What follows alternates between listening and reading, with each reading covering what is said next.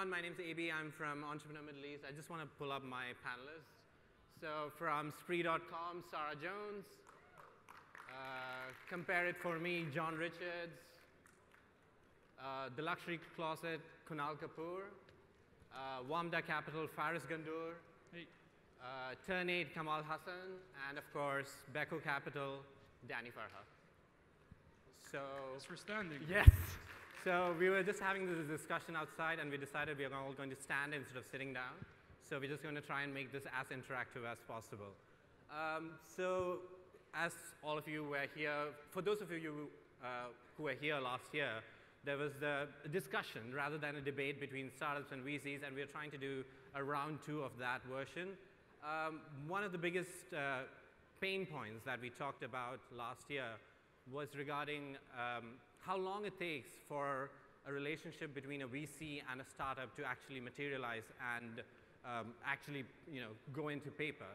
I just want to ask the startups on the panel first, because all 3 of them have raised significant amounts of funds over the past few months, years actually. From your perspective, maybe I'm going to start with you, John, because John asked me to do that. How easy has it been for you to cultivate these relationship with investors and raising these funds? Look, for us, we were very lucky in the early days. So Angel, Series A, super, super lucky. We met some amazing people along the way, and I don't want to call it easy, but it wasn't difficult then, right? So we met good guys, they were interested, we were interested. What year was this? This was 2015. So Series A, we did $3 million with Wamda Capital, DSO, and STC. And as I said, it was reasonably easy. It still took, I think, without embarrassing any of these amazing VCs, it still probably took 6-8 months maybe to get... What, from the day you met them to the time you got the money? Or from first meeting, it took 30, I think it took 30 days to get a term sheet from Angus at STC.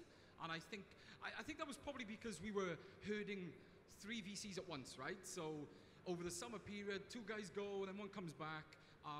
Did you have a lead? Sorry? You have a lead? We did. Angus at STC did lead. Look, I think although it did take a while, I see both sides of that, right? So VCs track you, right? So they meet you and they get to watch your numbers, and if you don't hit your numbers, I don't know, maybe that deal won't happen.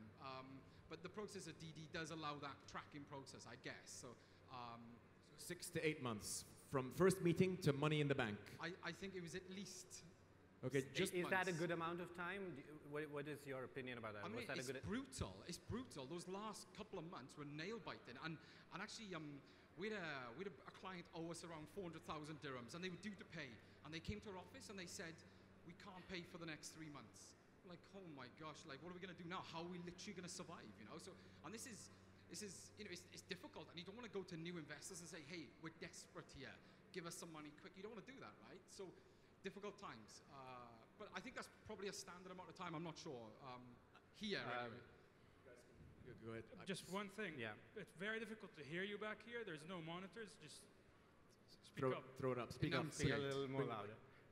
Danny, do you want to comment on that? Yeah, just to put something in the context. So I have an issue with the name of and the title of this panel. Okay. It's entrepreneurs versus VCs. Seriously, guys? No, there's no controversy. In collaboration, guys, we're not against them, and they hopefully aren't against us. The virtuous cycle of a startup and a VC. They're our customers, and we are their customers. Sure, so it's a virtuous cycle. But I think just to put things into context, I think we talked about it in my prior panel, it takes an average of about 18 months for a VC fund to raise a fund. It can be as good as a year, and it can take, as much as 3 years, to be honest with you. But I would say the mean is probably 18 to 24 months. So 6 to 8 months, you're doing really well. Let me ask you this, and I'm going to hand it to you guys. How many people did you knock? How many doors did you knock on in total? And how many investors did you get at the end? I'll be honest. As I said, we were lucky. We pitched 5 guys, we got 5 offers. So okay, we were in that's an outlier. He's skewing the data. Okay, maybe you guys can pitch in with your data. Kunal, you just closed your Series B, I believe, in November, so maybe you can comment on that process. I think my feedback is similar to John. I think they're asking us to sit down because they're trying to do the cameras. So can we please sit, please? Thank you. This is going to be a seated debate. Yeah, sorry. Sorry. but it's I'm not just gonna trying to be- help so these much guys. fun. It's not going to be a heated debate. Yes, John. Thanks. can So I always think stand my later. experience has been similar to John. Everybody who invested fairly quickly. Of course, there were people who were in the pipeline and maybe took longer. Some of the investors are very, very quick. So my first $100,000 came from Middle East Venture Partners, and it was literally 3 days of grilling, and then a colleague from Walid Hanna saying, "Can you come to Beirut?" And I was like, "I don't have a visa." And then he's like, "I'll be in Dubai tomorrow," and then Dubai tomorrow, and then money in the bank 3 days later. So again, this was 2012. Small check. I think again with WAMDA has been fairly similar. We spent a lot of time going over the business. Then at some point in time, they're like, "Okay, we're good, and don't stop, keep going." So a firm commitment and a good push forward. So, but there are definitely That's the 100,000, the first money in. Right. Talk to us about Series A and Sure. So even for convertibles even for Series B from WAMDA, so there is no verses here. They were like super quick. But there are people a lot. So I understand why the question is there, because you will meet people where they're not sure, and even as Danny said, like there could be many things happening. VCs are also entrepreneurial companies. Just like you have, reasons where you may or may not deliver something. How long did it take you to get your Series A? I think Series A, we had a term sheet maybe 4 months, and 4 months for term sheet, money in the bank? I think 8 months. Can I jump in just Yes, quickly please. and just tell you my perspective on this? And you know why we were relatively quickish with Luxury Closet? Is because we'd done a seed stage investment before. If you position your firm as a firm that does multi-stage investing, the diligence level that goes in at the seed stage is much lower. But what that allows you to do is make an early stage bet, build the confidence with that company, so that by the time they want to raise their big ticket, you don't have to take them through that process. The companies that take us a while to close are the companies that we haven't invested in at the seed stage. So there is benefit of doing multi-stage, but just to throw this back, why? So the obsession with timeline, I appreciate. But what's the reason? Do you know what the reason is that these things take a while? Building syndicates, finding the money, making sure that everything checks out.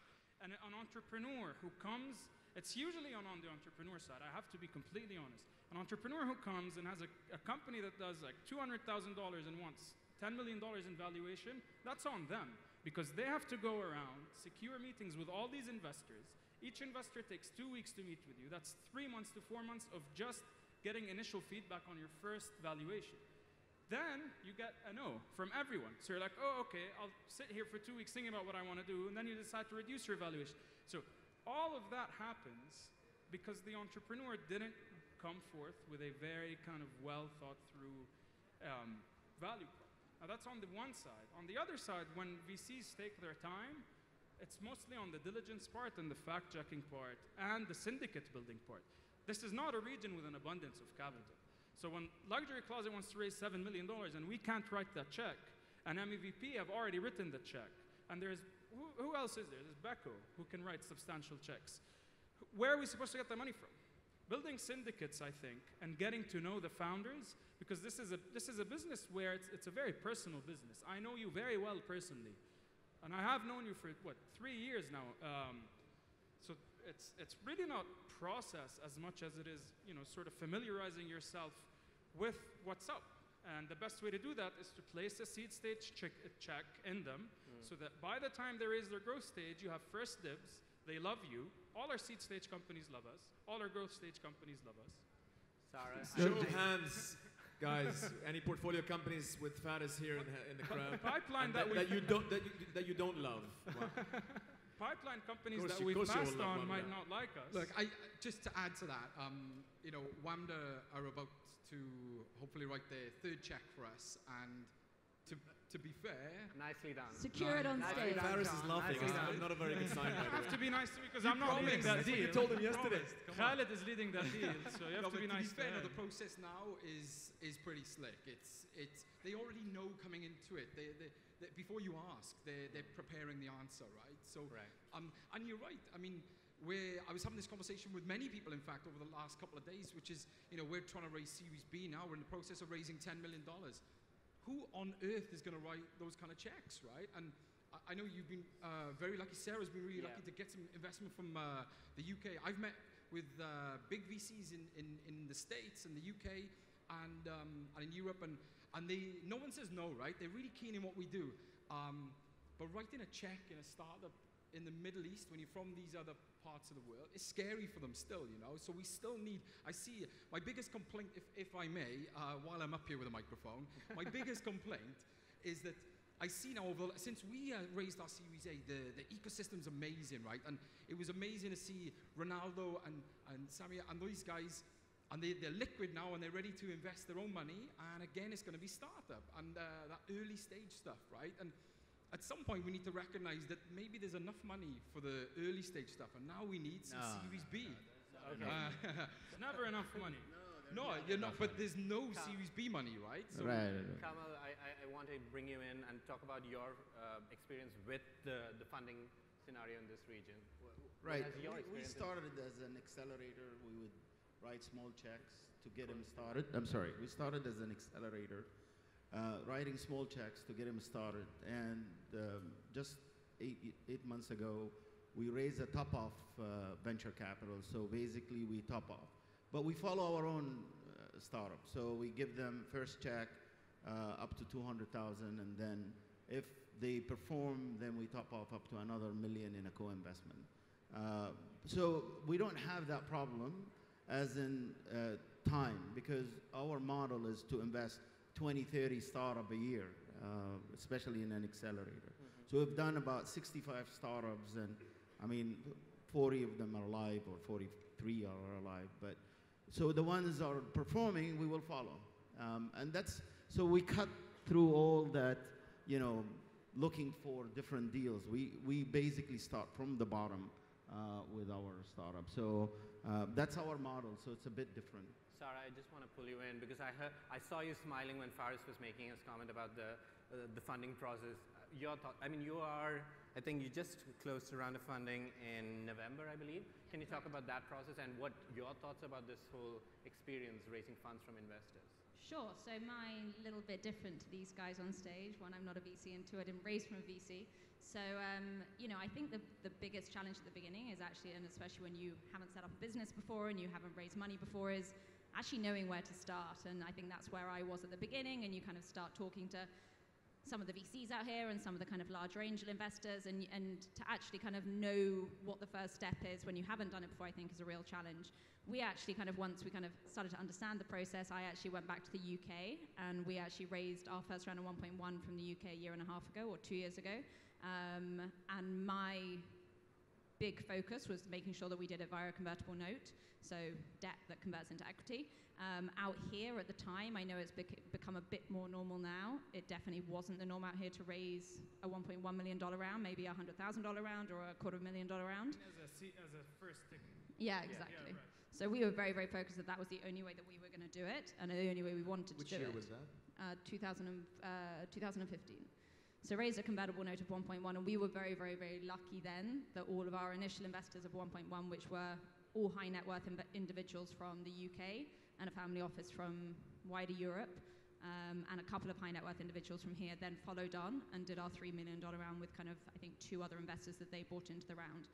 But we have no VCs, we've given away no board seats, we have kind of a very, very clean cap table from that side, and that was very, very important for us. Was that a conscious decision on your part not to do that? Completely conscious. Why so? Why did you decide not to go that route? Because in all honesty, I think that everybody, if they have the choice to be able to do that, and we were very, very fortunate that we did at the time, wants to be able to kind of run with their company. We have an incredible advisory board that I meet quarterly with from around the world, but at the end of the day, for the time being, the business is my decision, and every decision I can make, and I can make instantly without having to get sign off from anybody else. So yes, maybe a lot of trust from the people that have invested in us, but also a lot of flexibility in terms of how we can run our business, the advice that we can get, and actually the input that they give on a daily basis. These guys are highly connected global investors who can introduce us to big VCs for future rounds or big funds for future rounds, and can give a huge amount of input on a daily basis. and it's their personal cash. They genuinely, I'm not saying VCs don't care, but it's a business from that side, whereas this is high net worth individuals who have got spare capital that they can invest into the business, and therefore I'm on WhatsApp with them. You know, they're introducing me to the head of huge groups, and they're happy to do it kind of instantly, and that for us has been really, really beneficial. Danny, I want to pull you in because we have had this chat before. Like, you know, as much as entrepreneurs say it's hard to raise funds, it's equally as hard for you guys to raise funds to raise all these venture capital. What's your point of view from your point of view? We had the same example, the same experience. When we went out and raised our first fund, it was from high net worth individuals for the most part. And they just move quickly. They're entrepreneurial. They run their own businesses. They get it. They don't really want to get too much into the details. There's a lot of trust there in us and our capabilities, and obviously the underlying, the ecosystem. What we've found, and I think you'll find this as you start scaling or need to scale your cap table, is you need to institutionalize the cap table. And when you do that, whether it's VCs or family offices writing a $5-10 million check, or the IFCs of the world, some wealth funds, it's going to be a very, very, very different ballgame. So what I would say is if you ever envisage doing that, start talking to them from now so that they get to know you, they build chemistry with you, they trust you, they get to know your business so that you can avoid that 6 months of getting to know you guys as a person and as a team, as an economic opportunity. Can I just comment? So you're absolutely 100% right. It frustrates us as much as it frustrates you that you cannot very easily raise $1 million seed stage ticket here in the region. To Danny's point though, when you don't have a solid regional lead that is an institutional investor, it makes it that much harder to raise your much bigger rounds. We've seen that in the industry without being specific. Many times. And then let me just finish it and then you can go ahead. The problem is, it's great you have your board, but and you have your own board and you have your own control, but it's just not sustainable. Once you want to raise your $5-10 million check, it's a completely different process with institutional investors. It'll probably be a requirement. Absolutely. To have a local VC. And the process is different, and the requirements on the financial diligence side is different. And that might look like, to an earlier stage investor, like a tedious process. Oh, why do I need my finances in order? Or they're asking for too much, or legal. But that stuff can really hold you back. And I think Kunal has raised from institutional investors from the start. Let me add something to this. So when we raised the first few $100,000, the plan was, I still look back at the deck that I had, which was horrible. The Excel sheet we used was simplistic with assumptions that we will build a $1 billion company in very, very little money, so it's nearly impossible to do. So that worked at that stage. When we raised further on, like a Series A, Series B, it got better, so the deck got better. The model that we presented, for example, to WAMDA, was at that point in time so complicated and so confusing that it would take people 2 weeks to understand what drives your growth. What drives your growth? Yeah. Exactly. So and now just to actually put meaning to this, now that we said okay, you need to go again and raise another round, the first voice came from Faris and he's like, man, your deck is rubbish. It's just not going to work anymore. And he redid. Thanks, Faris, for redoing our deck. But he redid our deck. And Did that bring you any more money, though? What? Sorry? Did that bring you any more money? Not yet, but I'll get to it. That's all that matters at this point. That's what matters. That what matters at the end of the day. Then we still had this old business plan, and we kept on showing this to people. And the reaction to this was, why are you doing this? It's just what are the drivers? Until we went to a private equity company, and then people at the private equity company said, this is not going to work. We'll just redo your business plan. And then they redid our business plan. And now when I go to people and present that business plan, it is so crystal clear that the time period is shorter. So the point I'm trying to make is that it took us, 5 years to build a financial model and a deck that now works faster and for bigger tickets. And it's one of the reasons, I don't foresee myself having built something like that 2 years ago. And it just, that you just learned? I was confusing people. Yeah. As simple as that. But to be fair to Sarah, you're in an ideal situation. If I was you and I could raise money from angel or friends and family, whatever the description is, and not go to institutional money, and hopefully never have to go again, and they also add value. I mean, wow, kudos. And also, I'm not saying that we haven't got money from people with deep pockets. We've raised from the biggest family office in Luxembourg. So they could easily write a check for $10 million should they want to in the next round. And It's they amazing. definitely don't need a Middle East VC. And also, It's amazing. the other thing that I think we're missing is our aim is to become profitable. So yes, we do want to scale, and we are scaling very quickly, but we're also a business that owns Snowstock, touches Snowstock, and our aim is to be a profitable business. So I think there's also, and maybe I'm speaking out of turn, but a lot of glamour in raising big rounds of financing and raising big rounds and having big top lines and, you know, growing. And that's definitely the kind of pursuit and aim for some companies. And I'm not saying it's the wrong one, but there is also the other pursuit, which is to not grow your top line and have sexy kind of, you know, $1 million or multi-million-dollar kind of monthly revenue numbers, and actually create a business that does sustain itself. The biggest risk, though, yeah. sorry, I've been quiet for far too long, but the biggest risk that you are leaving yourself open to is competition. And competition well-funded, you know, the Amazons of the world can come in overnight and can change an industry. And that is a risk I think you're leaving open. When we raised Series A, we wanted to raise 1 million, and we genuinely thought we'd never raise it again. We got offered 3, and we took 3. What we didn't realize then is how strategic we were being. We didn't realize what a huge block we were going to put for our competition, right? Because now 3 of the, I don't know, maybe 5 active Series A guys, apart from Becco one day, maybe, we took the biggest VCs in the region out of the market for the competition. And of course you can raise from outside, right? But when you're raising from outside, my own experience... Hold on, you can't raise from outside. I'm sorry. you can't. You were privileged to be able to do that. I'm sure you came with your own network, but most people cannot raise from the outside. And I was just going to say... No one wants to invest in MENA. Now that Amazon came, maybe. But no one... And I was just going to say... MENA doesn't want to invest in MENA. And the point actually is I was going to say that even when you meet with the biggest VC firms in Europe and US, the first thing you want to know is who's your local VC, right? Invest Have in New you York, got- let alone Yeah, Europe, let do you, alone MENA. do you have Wanda? Do you have Becco? So Sarah's clearly an outlier, guys, right? Yeah. But I think even, so well done, kudos. I think we're all... Congrats, indeed. I think that's- Well done. Round of that's applause, a good everyone, for thing. Sarah. Round of applause. Okay. So you guys, it seemed as though it was still very easy, right? 6-8 months, thereabouts, multiple rounds. It wasn't easy.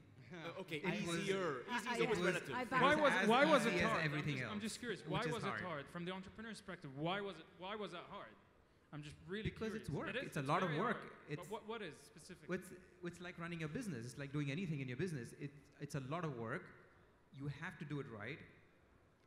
So I think what we're trying to do maybe is put things into context here. So Faris, maybe you and I can give some statistics. On our last fund, we met with 55, just under 60 institutions, people, whatever, call them, you know, individuals, and we secured 14. So that's about a 25% closing ratio. LPs. LPs. Oh, you guys are lucky.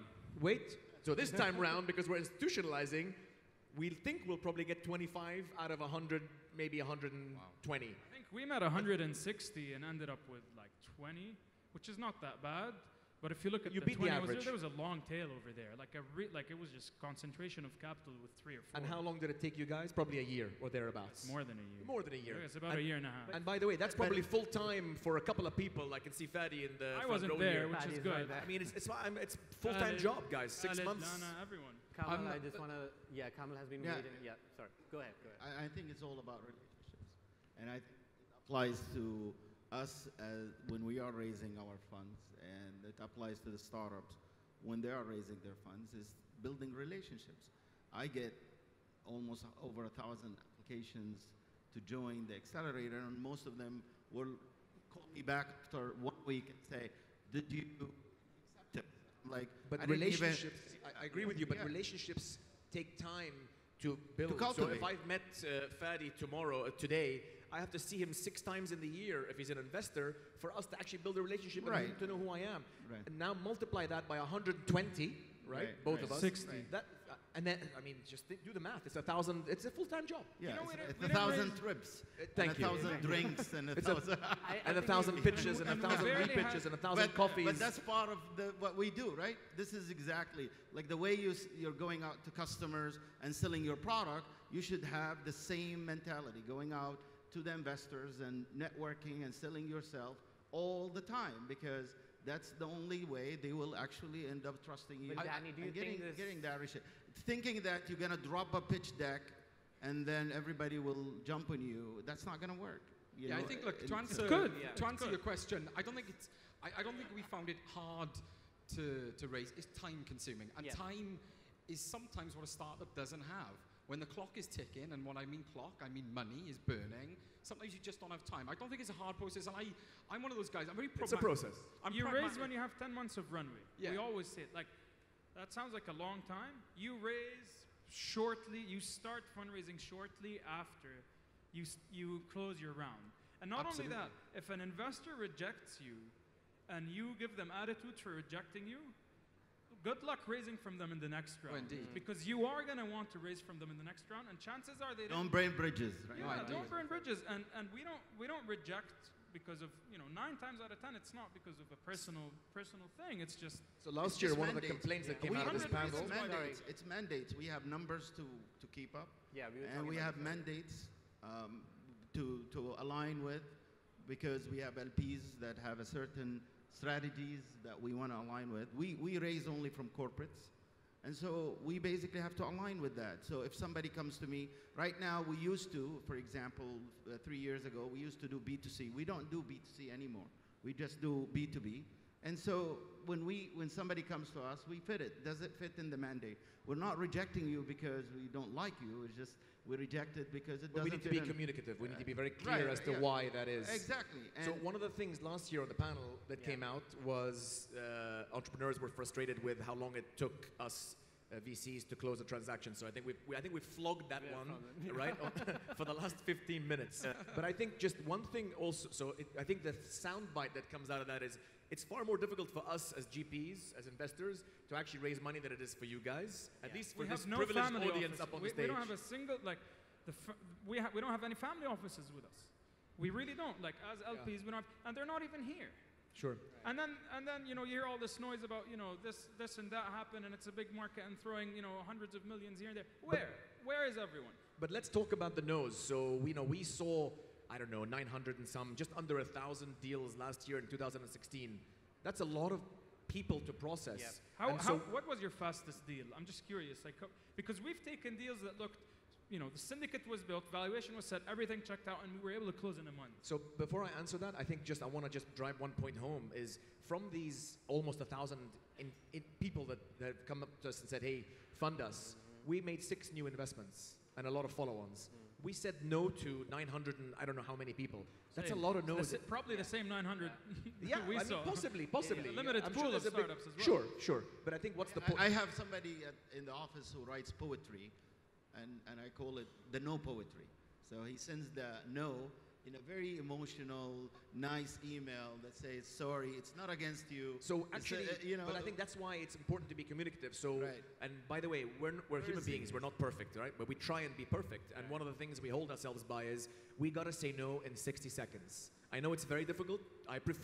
We prefer to say no and be wrong. And it's a filter. If that person who gets the no, but we tell them exactly why we say no, and we're wrong or we perceived it incorrectly, it's an opportunity for them to come back and say, guys, you didn't get it. You're wrong. Let me show you why what you said is incorrect. And then we have a productive dialogue. You know what I think I want to do? I want to find a way to put my email up here, and I want to show you guys our internal process. I want to share that with anyone who wants to ask. I want to show exactly how many points a no can come up. And every single one has to be a yes before you get to a yes. All the way through past IC. I think it's very important for startups to see what that's like. Faris, we can expect a tweet from you about this. I'm more than happy to share that. We're putting about your funnel. The funnel. Like how we manage our pipeline. Yeah. There's a funnel, and there's a very process-oriented way, and there's a million things that need to go right before you say yes. Unfortunately. But again, I personal money. So I think Samir can write $300 checks. So we give a lot of no's, but I think again, I'm just trying to put the onus on us. It's our responsibility as investors, whoever we are, to say no, but here is specifically why, and to be very, very honest. If it's you and I, chemistry is off, I understand that's a tough one to deliver. How would you do that? I'm really curious. Sometimes I've received a no from startups to talk. From chemistry? Yeah. No, not from chemistry. But no, we're talking about chemistry. If you just because chemistry is very, very important. Right? I get a hug from Danny every time I see him. So chemistry is okay. We're huggers.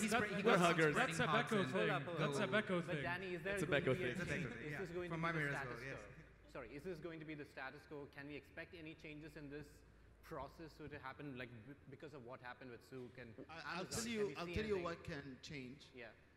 That would improve this process and accelerate the process itself is that if the startup focus on a lead first and let the lead kind of do the due diligence, put forward the term sheets, and then approach the other investors, the syndicating with other investors, because then for many of the investors that the job is done.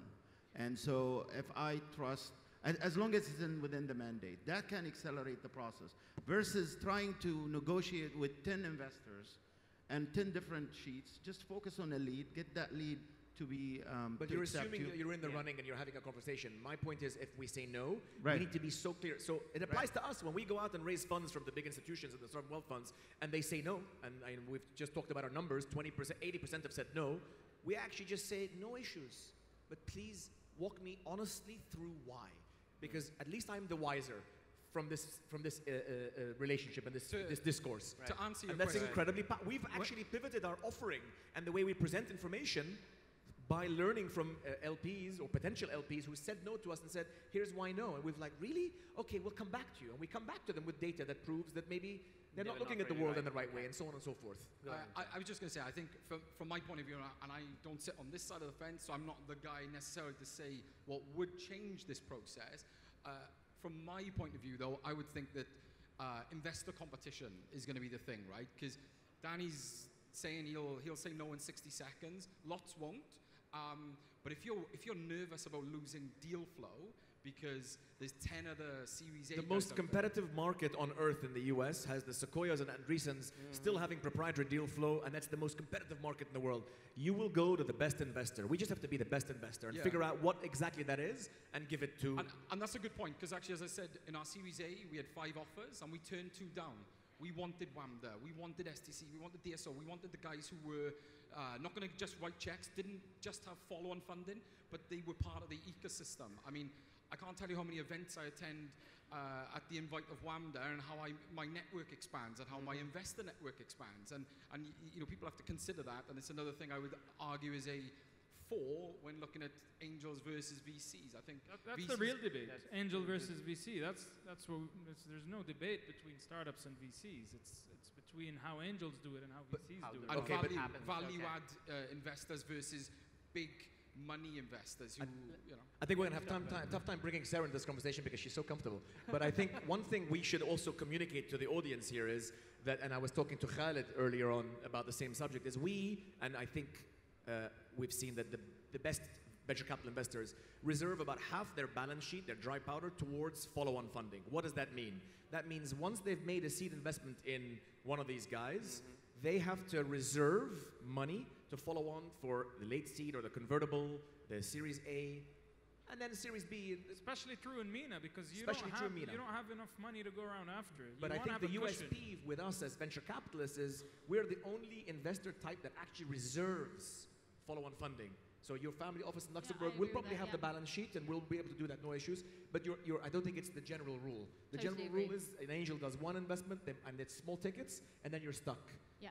So find yourselves good VC investors who actually reserve. So here's the question for you, Faris, and I don't know if you know this. What's your pass rate from seed on to Series A? I mean, ours is almost zero. Not from A to B, from seed to to follow on. seed to the follow-on. So the ones you've done seed in, which ones have you followed on? Is that what you're asking? Or how many have you not? We've followed on in many have failed? almost all, I believe, and I'm just trying to rack my brains here and look for inspiration. Yeah, I'm seeing. So our pass rate is zero so far, right? That's We right, have meaning the ones you haven't followed on in. we followed on every single. Oh, you seeded- follow on every. Oh, your pass Yes. pass rate. Pass I rate meant is zero. literally. Pass. Sorry, yeah. No. So it's a difficult question because our seed companies. So the way we thought it would turn out to be was like it would look like the U.S. A seed company would raise a seed round, and then a year and a half later they'd want an A round, and then a year and a half after they'd want a B round. There's That's a lot not of the way bridges. it works. There is a lot of bridges in Exactly. the middle. Yeah. It doesn't work that way. So a seed company will raise 500,000 and then they'll need $1 million. Oh, that's not an It's A. okay, it's a bridge, but you participate Yeah. in the bridge. We've participated in bridges for most who are raising. We don't want to. The problem is, I don't know what the right word for it is, but we don't want to give off. The last thing you want to do as an investor is feed off of why another investor is investing. So I don't want to go into a seed stage company and say, I'm following on here, and then for them to assume that I've done my due diligence and I'm following on for my own reasons. Each investor, yes, you don't want to over diligence a company, but at the same time, each investor should do their own due diligence and not depend. Because if I'm $1 billion fund, I can afford to invest 5. It's like my fund investing a couple of $100K. Sure, So our I remit- shouldn't look to that as, yeah. Maybe But you we should have, explain to the audience then- that our remit then is we seed have- through Series B. right, We and we do follow, I mean, we followed on in most who are fundraising. That's what I wanted to demonstrate. Sometimes we're aggressive and we lead. Sometimes we say, go get a lead and we'll follow. You know, you're not doing Yeah, too well. but I think And some have shut down. yeah, but I think there is a little bit of risk here, Danny, if you follow everybody. One is that the startup assumes that you're always gonna follow them, so they take your seed and they feel comfortably that you're gonna follow them. The second thing is that I think on the long run, it's not a good thing to see one investor that has a big chunk of the company, because that turns off the later on Follow strategy. on, you're maintaining your pro rata. You're Right, not yeah, necessarily exactly. super pro rata. Right, yeah, exactly. So we have 50% of our fund for follow-on, but we expect only 25% we will follow them. Yeah, Right, I think but you're because- one step removed from us. Right, I think when you're talking about VC, if they're getting into seed or late seed and they're looking to do a follow-on in Series A, most of the best VCs are having a 0 pass rate or very close to 0. They're following irrespective. From going from A to B is a very different ballgame altogether. It's very difficult to say no to an existing portfolio company. I have to admit, like, I've never had to do it. Like, the least we've always said yes. Have they taken the money and have they been successful at building a syndicate around that? No, to answer your question. Do you know what, though? One of the... Sorry, can I just ask Sarah? Sorry. Yeah, go ahead. But also, I think that it's down to, you know, on your guys' side, I think it's down to the angels, or sorry, the, you know, the company themselves, when they put forward their initial business plan, like Nell said, yes, everybody, you know, thinks they're creating $1 billion company in 12 months, but to actually deliver, you know, if you are, I genuinely believe, creating a good company that investors have backed, that they will back it again, or they will show support in terms of, you know, struggling with their own funds to introduce you to other people. They want this to be successful. So I think that if you are delivering a good product and a product that you set out to deliver, you will be able to find the backing, wherever that is in the world, to then get the following funding after that. I agree. I just think it's much more comfortable to have that a priori in the cap table, and if you execute, you know it's coming. Completely At least one more time, if not 2 more times. Yeah. Sorry, John, you want to? I was just going to say, I don't think we assume WAMDA will follow on. We don't assume STC will follow on. We hope that if we deliver, we execute, we hope that they'll have interest. And I think you need that for raising a next round. You really want your Series A guys to follow, as you said, at least pro rata, to show willing, to show that they're still comfortable, right? As I said, WAMDA have done a Series A in us, they've done a bridge. We're about to do, hopefully, Series B. And so, you know, they've supported us. And I don't think that was because they felt they had to. I think it's because we have a good working relationship. Right. And hopefully they still trust us, right? Can I make one quick comment on valuation? Yeah, I just think so. quickly, Go ahead. like just 1 sec. If you raise at a high valuation at the seed stage, that means you have to overperform for your A round, because seed stage valuation is like almost winging it. But as the company matures, there's more and more data that you can value the company on the back of. So if you come to me and tell me you want 10 million at the A, and then at the seed, and then what I want is doubling that for the next round, which means by your next round in a year and a half, you have to have enough data to justify your 10 million valuation. We don't drive down valuations at the seed stage or even at the A stage because we're getting greedy. We do that because we know it puts so much more pressure on a company that doesn't need that pressure. You need to have a company that's nimble. You want to have a company not performing in one metric they thought they would, but performing in another metric. And if you put a valuation that's high, you're putting pressure on that company to perform on that one metric, which is usually top line plus margins. You don't want to put yourself in that position just because of, and the way to solve that is, you know, if you do deliver and you do perform, ask for an ESOP. investors will be more than happy to give you a 10% stock option plan to give you yourself and your team. Don't get greedy on valuations, I think. Sure. Sorry, at this point, I just want to, we are already running overboard time, but I just want to talk about, Danny, we were talking about this earlier. I noticed you were asking everyone like when they raised their funds in like terms of years and stuff. Given that what we've seen with the Amazon Souk acquisition, and you have been extremely optimistic about the ecosystem, what do you think this acquisition will mean for us, for investors? What do you hope for MENA investors to do? So I actually wrote a blog about this Yeah. the day it was officially announced because we were waiting for it to be official. And I'm getting old, so I've actually just made some notes to remind myself what I wrote because I was very impassioned when I wrote it. If you want to read it in detail, becocapital.com, go to the blog section and it's somewhere there. They have a great blog, by the way. Beko has a great really blog. good Thank you, Yeah. thank you. So look, first of all, the region, MENA. Let me define what MENA is. MENA for us is the GCC, that's 6 countries, Egypt, Lebanon, and Jordan. For us, I mean, I know Faris has a much wider geographic remit. Those are 9 countries, 160 million people, 85 million of them are connected and growing very, very aggressively. And about 50 million of those are digital consumers. But you know what? And it's the same number, by the way, in most economic blocks. Even India has a very similar number to that. Southeast Asia, Latin America, these blocks of 50, 60 million digital consumers. But our digital consumers actually they're young, they're well-to-do, they have some of the highest incomes in the world. We're some of the youngest populations. Saudi is the youngest country on planet Earth. 75% of that country is under 25 years of age. What a huge potential.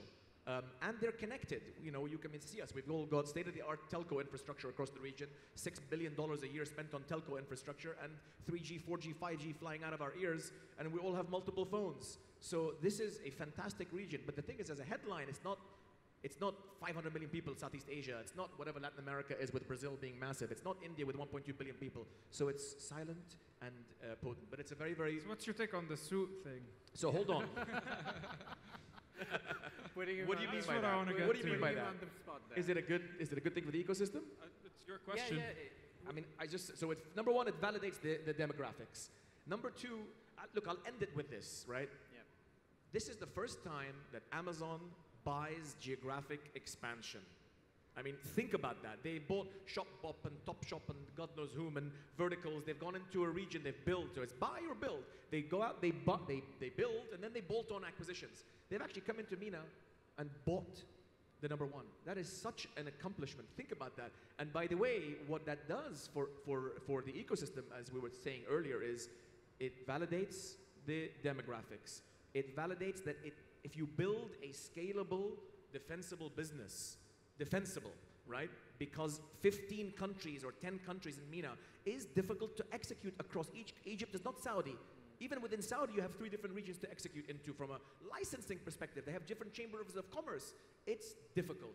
But that source of difficulty allows you to build a fantastic business. And if you build a big business that is on high margin, Exactly. people will be queuing up to buy it. High margins being the key word as well, because you need to have good unit economics. Danny, how many? Sorry, if you don't mind, just 2 more things. So it drives the digitization of our economies, right? So Amir blogged about this. Again, you can find it on our website. But basically, just digitization over the next 5 years will add $100 billion of GDP to MENA. I mean, that's just huge for us as a region. What is it, 100 billion? 100 billion US dollars just from digitizing, and we're way behind the rest of the world. The UAE is quite advanced, but everybody else has to catch up, and they are catching up. Right. And then the final one, guys, is when we go out raising funds from these large institutional investors, sovereign wealth funds, even the guys in the US and Europe that we talk to interest and tempt about our region, you know what they say? First thing they say to us is, where are the exits? You know what? Mic drop. And at that point, we are going to close. At that point, we are going to close. We have gone really overboard, but thank you all for staying here, being a part of this session.